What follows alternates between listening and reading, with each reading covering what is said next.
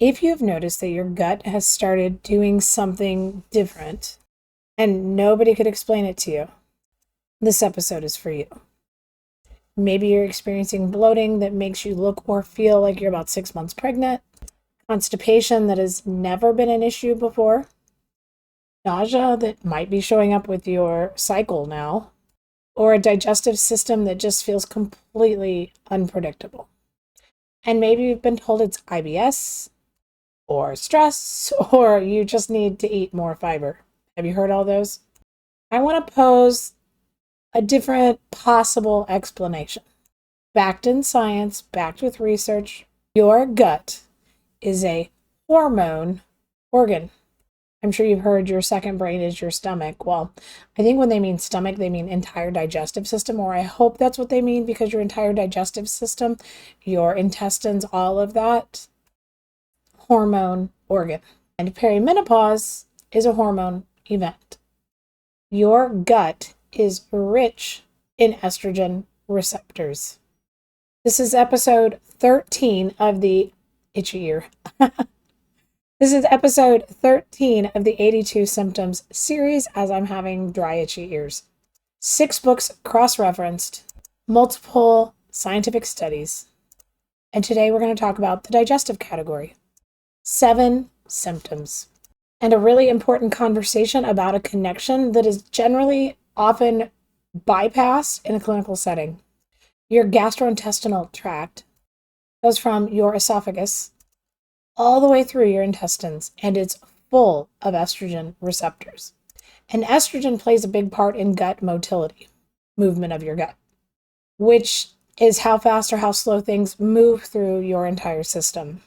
Estrogen influences the gut lining, and it plays a role in the diversity of your gut microbiome. So when estrogen fluctuates in perimenopause, your entire system, digestive system, feels it. Gut motility slows as estrogen declines. Think of estrogen as one of the signals that keeps things moving at a regular pace. Less estrogen means a slower transit time.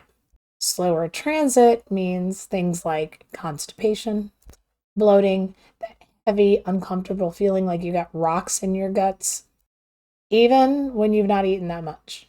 And your gut microbiome changes significantly in the menopause transition. Research shows that post-menopausal women have less microbial diversity than premenopausal women. So what does that mean? Less diversity in your gut is associated with more systemic inflammation, changes in immune function, and yes, more digestive issues, more digestive symptoms. And there's also a gut-brain connection here that matters. Estrogen influences serotonin, and the gut produces about 90% of your body's serotonin.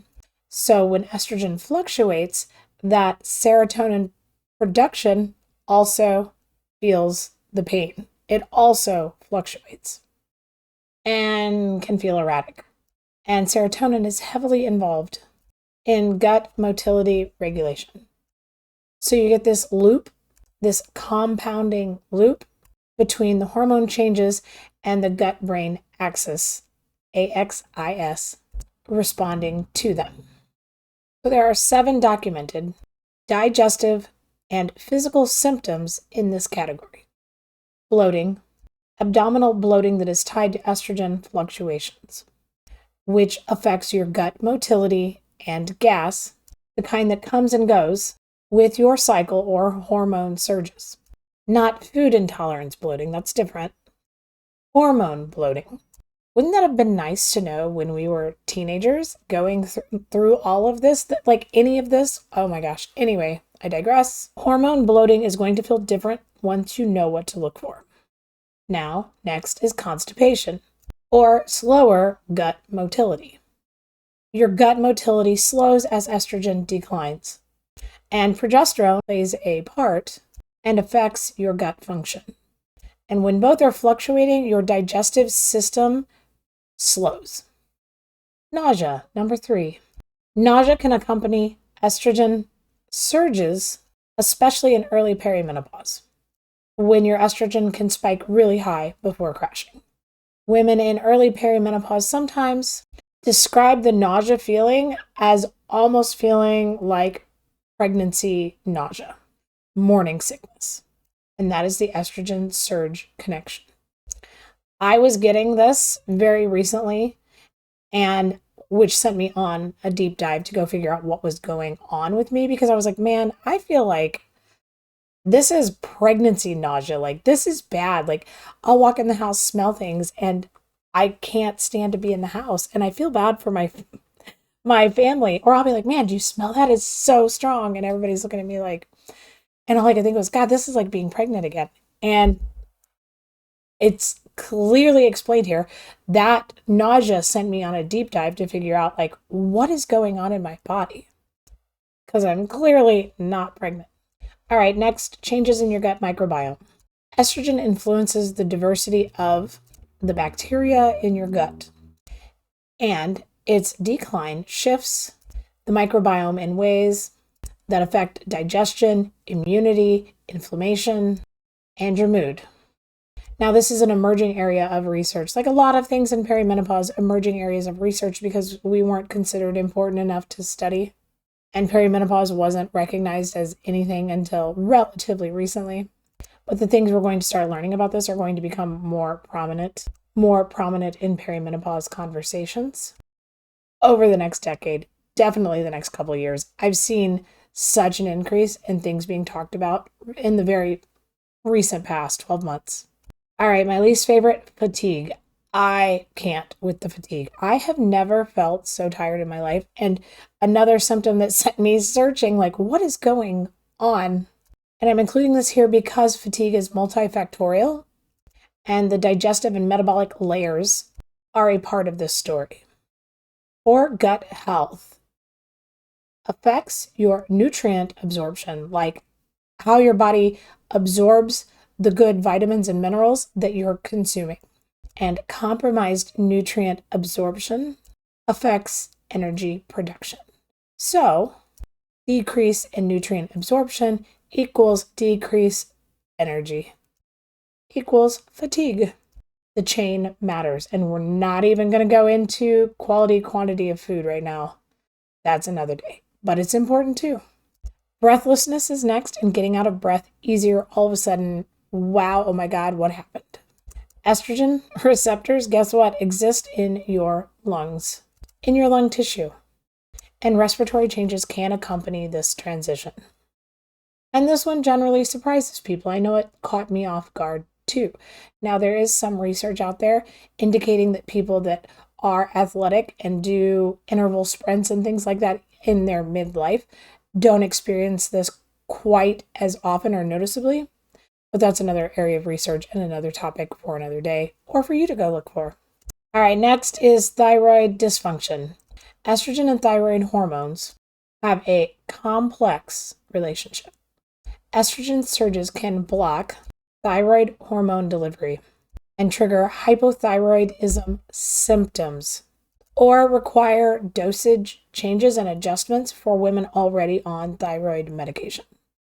The gut connection is that hypothyroidism slows gut motility significantly. So if you're dealing with constipation and fatigue together, a full thyroid panel is worth asking for, or discussing, or demanding with your provider. All right, the root cause. No surprise here if you've been along for this journey, it is estrogen. And estrogen's influence over your gut motility, your gut microbiome, diversity, and the gut-brain axis connection is shifting. Progesterone's influence also over gut function is also on the decline. And the result is a digestive system that is responding to a hormonal environment that it has never experienced before. And some women can experience the IBS misdiagnosis here, because the symptoms look almost identical to functional IBS. Bloating, irregular bowel movements, abdominal discomfort, and without the hormonal context, it is a reasonable but incomplete conclusion. The difference is that treating IBS without addressing the hormonal root leaves women without real improvement. So what can actually help, right? Probiotic-rich foods, fermented foods like yogurt, kefir, sauerkraut, kimchi, which is my newest favorite. These support microbiome diversity through food, and this is always the best starting point. Food is something you do 2, 3, 4, 5 times a day, depending on who you are. This is the best place to start. Next is prebiotic fiber. I've recently added that into my diet, which feeds the beneficial bacteria. This is the bacteria that is already in your gut. Things like garlic, onions, leeks, asparagus, oats, my favorite, oats. I love an oatmeal. But these are not the same as general fiber. This is specifically prebiotic fiber we're looking for. Next is probiotic supplements. Research on probiotic strains for perimenopause is emerging. Lactobacillus strains, in particular, have some evidence for supporting the estrobolome, which is the collection of gut bacteria that metabolizes estrogen. And this is an area worth watching. Now, what can you do for bloating and constipation? Magnesium. Magnesium supports gut motility. Magnesium citrate or oxide for constipation, specifically.